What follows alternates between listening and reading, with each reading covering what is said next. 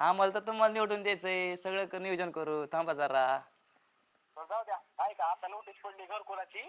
हा एकच minute phone आता बघतो. हा बघतो. हा बघतो नाही हा आधी ऐकून घ्या काय करायची तिथे उतावळ होऊ नका. बर बर बर. हा काय करा घरकुलाची नोटीस पडली. हम्म. पटकीने गावातल्या लोकांना नोटीस काढून ते कागद बिगद जमा करून घ्या पटकीने लोकांच्या हाता पाया पडा. हा हा काम आहे आणि अजून एक काम आहे ग्रामपंचायतीला सांगतो तो या लवकर.